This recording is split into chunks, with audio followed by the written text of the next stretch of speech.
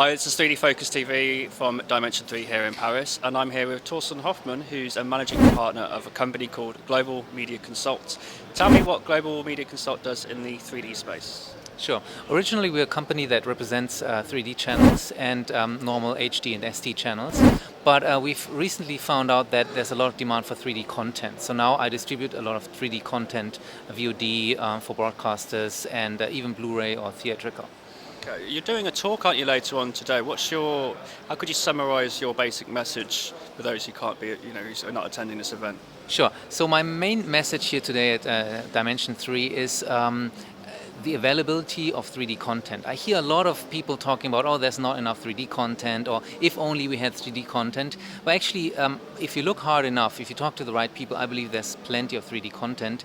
And what I will be summarizing is 10 different sources of 3D content. 2 of them are my own sources, but there's also a lot of other places to look for 3D content.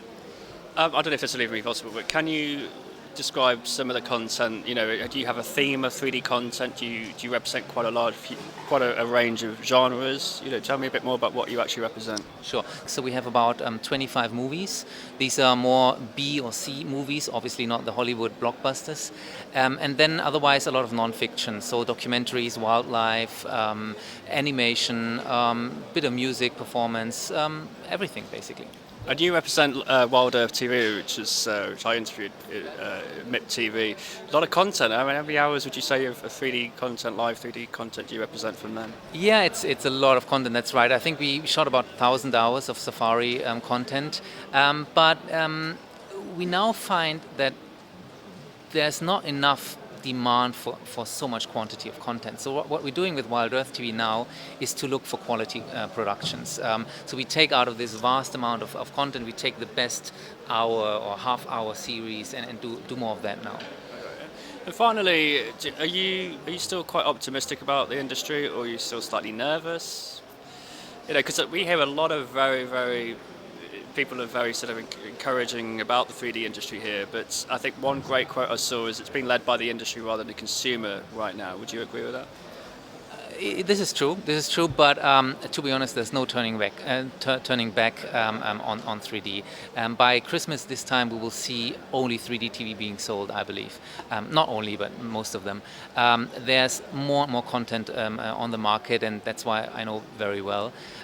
There's declining cost of producing 3D content. It's almost, in some instances, the same cost as producing 2D. So why not produce in 3D? So I think all the right forces come together, and we see more and more commitments. I mean, in this year, in September, October, I will sell a lot of 3D content to new players, new TV channels, new VOD offerings. So I will see more and more countries coming up on the 3D map. So are there quite a few 3D channels springing up globally over the next couple of years, do you think? Yes, absolutely. Over the next 2 years, I would say.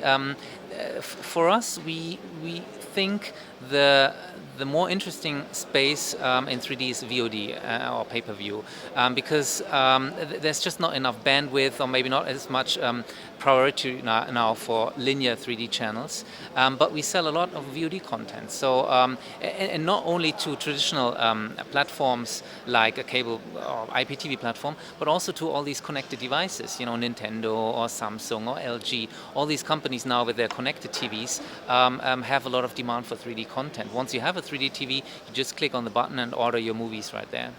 And it's a very clear way of being able to monetize that content, isn't it?